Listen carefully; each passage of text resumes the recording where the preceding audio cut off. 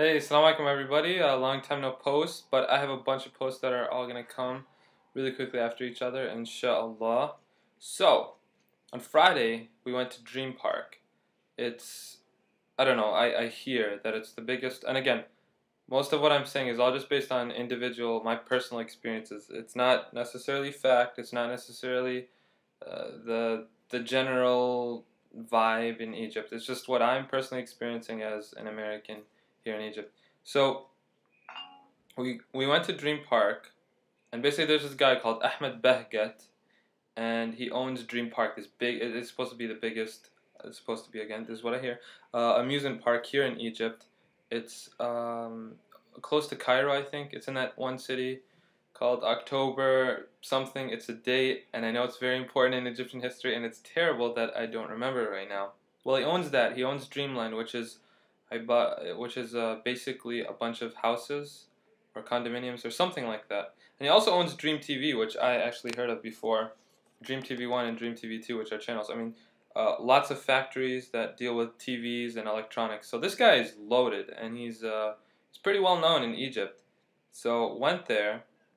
I did not go there for the rides. After going to Cedar Point in the U.S. and riding the highest, well, at least at the time, it was the tallest roller coaster and the fastest roller coaster and the longest roller coaster, and all these records that have been set in Cedar Point and Sandusky, Ohio. There's not much left to do, so I didn't go for the rides. I went to meet more Egyptians and just have a good time. And one of my mushrifin, how do you translate that? Like sort of supervisors here on the floor where I live. He was going with his family, and he's a really nice guy. And I wanted to meet him and spend time with his two cute little boys, which I did for most of the time. And so we went to the children's sections. So, interesting things. There are lines. There are lines. I mean, there are very few places. And my ustaz, I was telling him about this, and he was telling me that for getting aish or bread here, that there are lines. A line is a tabur in Arabic. But they were actually lines, which was impressive, because usually it's not. When we go to Abu Rabi'a, for example, which is one of the restaurant chains around here, and we order lunch every single day, it's just a big crowd. You rush to the cashier, you stick out your hand with money, and you hope that he picks you. And then after you pay, you get a little receipt. It's not like McDonald's or other places around here where it's like as you order, first come first serve, and there's lines and stuff. No, and then you have to go in another crowd right next to the food and give him your receipt and just say something. Maybe you know him, maybe you know his name. Just kind of push and get in there, and it's like survival of the fittest. That's how I think about it, and it's particularly sad in terms of the ladies and the girls, because it seems like they're not given the same opportunity. You might have five guys go while in the time span that one lady will go, which is not too fair. But that's the system. That's how it works, and so you have to just get used to that. Now here there were lines, but this was a really funny thing. I mean, for some of the rides, you'd have a line, right? And instead of counting, like, okay, there's this plane ride, right? And so you had these little planes that would go up, and then it would turn around very quickly with no music, but, it still looked fun. And so a crowd of kids would just rush in.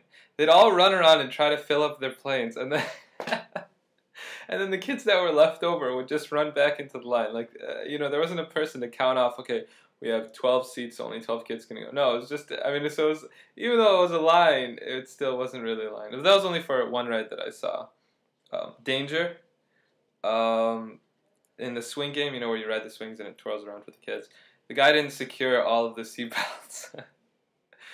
In the plane game, there were seatbelts like hanging over, like they weren't all wearing seatbelts. There's this one game called the Crazy Bus or something, and it literally was a crazy bus because, the metal thing that goes down on top of the kids' thighs so that they stay in. Well, it wasn't stable, so actually my ustaz's young kid stood up as this thing is like going around. It's really high, mind you. And the doors on the outside where kids can fall off. Like 20 feet. I'm laughing right now, but it's sad. Sorry. But it's just funny at the same time. One kid was opening it and the door was swinging. So, there's not the same standards. You don't get a map when you walk into the amusement park. You just walk around and search. So it's just a different culture. But like I'll post a few posts down the line, and that's the adhan of Asr. What's really cool is my room is right next to the musalla where people pray, so I can hear the adhan on the loudspeaker. And so you just kind of get used to this stuff. I had a lot of fun. I had a blast. The kids were so cute. It's just so interesting that you see these little kids and they're speaking the language, Egyptian Arabic, so well, and you're trying to learn that language. It's very cute and motivating for me as well. It's like, he can do it. I can do it too. I learned a lot about culture. I learned a lot about raising kids and relationship between parents. Again, this is just one family that I'm seeing. Out of all of Egypt, like 80 million people or whatever the current population is. But it was really cool. I liked that they joked around with each other. It was interesting. Um,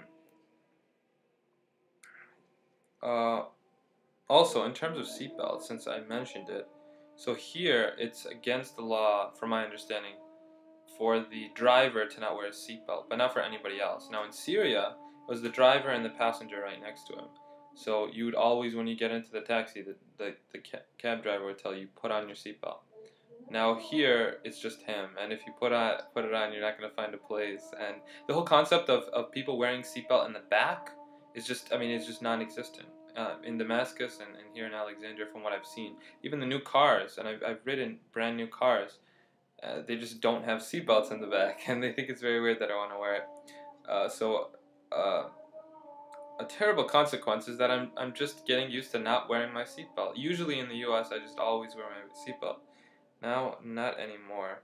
Of course, there are attempts to fake out the police. You have those seatbelts that are just set up. You just flip it over your shoulder. It's not even really tight. It's just for show.